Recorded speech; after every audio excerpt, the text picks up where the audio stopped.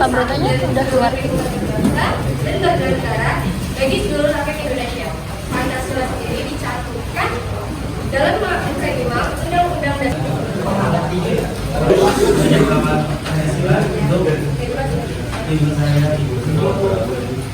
Agar ini ya Pak, kehidupannya jadi lebih teratur ya, sama sila yang pertama kan waktu ada demokrasi kayak banyak menjalani kewajibannya sebagai istri perempuan. Yang kedua itu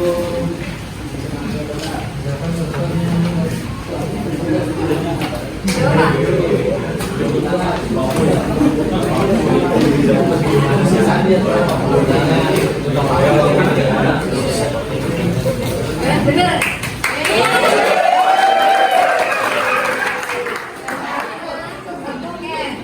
Lanjut. Penerapan sila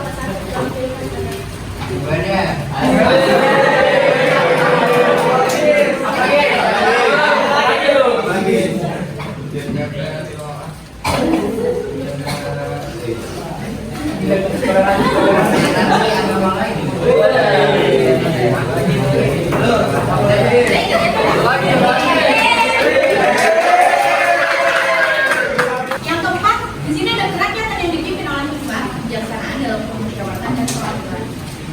Tadi kan udah nggak ada yang tahu nih, sila yang ketiga nggak ada yang mau maju. Ayo yang keempat, contoh penerapan di sila yang keempat itu ada yang tahu nggak di kehidupan sehari-hari atau di kehidupan atau di lingkungan sekolah?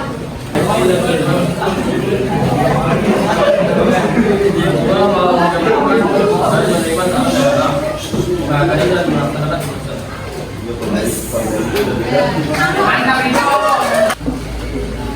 sebagai dasar negara memiliki makna bahwa nilai-nilai yang terkadang dalam Pancasila sebagai dasar atau pedoman dalam kehidupan masyarakat Indonesia.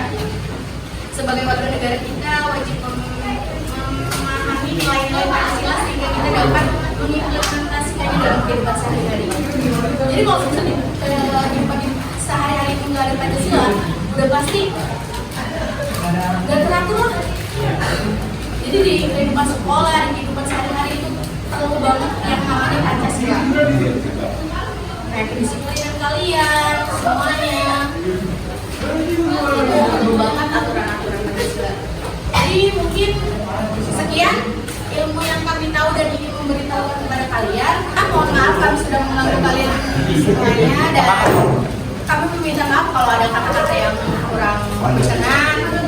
Semoga kita semua di perkenalkan, aku Najwa Dalianti dari kampus Universitas. Sekarang aku lagi sama siapa? saya Billy Nafizar.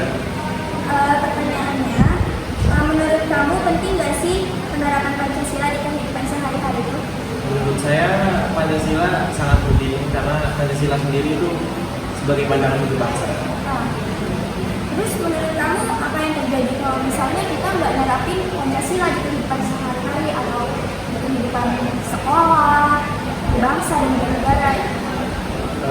Yang pertama pasti hidup jadi tidak beraturan. Kedua bisa terjerumus ke pergaulan bebas. Terus misalkan kayak masa depannya bisa hancur. Terima kasih. Ya, Tanya siapa? saya Rafiq Saputra dari Kampung 2. Menurut kamu penerapan Pancasila di lingkungan sehari-hari itu penting nggak sih? Penting. Soalnya kalau tanpa Pancasila mungkin kita bakalan mengarah. Kan Pancasila itu ngarahin kita, misalnya kayak Tuhan Yang Maha Esa, kita bakalan harus toleransi ke agama lain dan hormati agama lain dan sebagainya. Terus menurut kamu udah nerapin belum sih Pancasila di kehidupan sehari-hari atau di sekolah mungkin? Udah, cuman kayaknya nggak semua. Kenapa tuh? Misalnya saya bolos juga, kadang mungkin ngelawan guru sedikit atau apa, tapi balance lah pokoknya. Berdampak nggak dalam kehidupan? Berdampak banget. Semisal saya punya teman beda agama, terus juga misalnya apa sih? kebijakan yang dipimpin oleh hikmat, kebijaksanaan dalam permusyawaratan perwakilan dan di organisasi kan. Misal kayak kemarin udah ada contoh, saya ikut Karang Taruna, ada ketua sama wakil ketua. Wakil ketuanya ini nentuin sendiri, jadi dia nggak musyawarah dulu, jadi tapi pada nggak berani protes sih. Mungkin namanya juga anak-anak ada yang nggak enak, ada yang nggak enaknya atau apa. Jadi berdampak ke organisasi. Berdampak banget. Terima kasih. Halo guys, jadi di sini kita niatnya mau ada wawancara dari pihak sekolah, dari sama boleh kenal ibu namanya siapa? Iya, saya Ibu Yuni. Ibu gini, kita kan judul kelompok kita kan bagaimana cara mengimplementasikan Pancasila itu di masyarakat. Menurut ibu ada nggak saran dan masukan sebagai untuk kita sebagai generasi muda untuk mengimplementasikan Pancasila di masyarakat? Iya, sebenarnya Pancasila itu kan dari dari sila ke satu sampai sila kelima itu sebenarnya sudah mencerminkan baik kehidupan sehari-hari maupun undang-undang dasar 1945. Cuman sayangnya generasi sekarang jauh dari implementasi itu.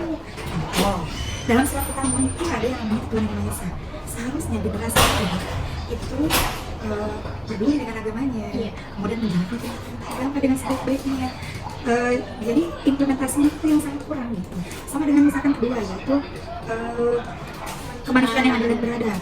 Coba lihat, kita bisa lihat seberapa banyak pemuda yang dia mempunyai rasa empati, sangat kurang sekali. Contoh, ketika kita naik kereta, ya kan kereta api, itu kan transportasi umum ya. Iya, ada skala prioritas. Nah, skala prioritas, padahal sudah ada skala prioritas, bisa saja ditempati oleh generasi muda. Atau kalaupun tidak skala prioritas, dia duduk di kursi-kursi yang pada di situ ada mungkin ibu-ibu yang usianya sudah lanjut, dia kadang pura-pura tidur. Nah, bisa kelihatan pura-pura capek, pura-pura nggak lihat, gitu kan. Itu bisa terlihat sekali ya. Jadi implementasi dari Pancasila itu sangat kurang sekali. Kemudian rasa cinta yang ketiga, pusat Indonesia, merasa cinta dia terhadap bangsa dan negara bisa terlihat banyak banget gitu kan ya, yang justru mereka diserang branding internasional, diserang branding Korea gitu kan. Ngerasain sendiri nggak sih? Ngerasa lebih cinta sama budaya mereka, ya kan. Seharusnya kita cinta budaya Indonesia, mulai dari keseharian kita gitu. Bisa terlihat dari sila yang keempat, kerakyatan, ya kan. Nah, coba bisa dilihat, saya bisa melihat sekali nih, guru PKN itu yang sekarang itu memberikan gitu ya, tidak memberikan pembelajaran kepada anak itu secara mendalam terkait dengan 5 sila yang ada di dalam Pancasila itu sendiri gitu kan. Jadi ketika anak belajar itu ya dia hanya tahu satu, Ketuhanan Maha Esa, tapi dia tidak mampu mengimplementasikan. Karena kebanyakan dari guru-guru PKN sekarang itu lebih banyak hanya memberikan kewajiban saja, bukan kepada pengaplikasian dan pengamalan. Terus kemudian sila kelima, keadilan sosial.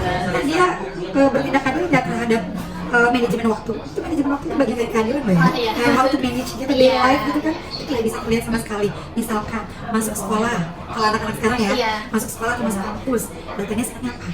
Datanya itu lambat. Entar dulu gitu ya, datanya lambat.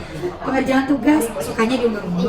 Deadline days jam. Akhirnya itu yang membuat dia tidak ada terhadap dirinya sendiri gitu. Bagaimana dia mau berbuat adil kepada orang lain kalau dia tidak mampu manage waktunya dengan dirinya sendiri. Seperti itu sih ya. Ini implementasinya saja yang kurang. Butuh guru-guru PPKN.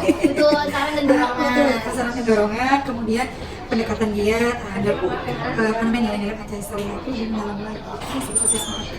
Ibu terima kasih banyak atas waktunya sudah mendorong kami untuk jauh lebih baik lagi. Selada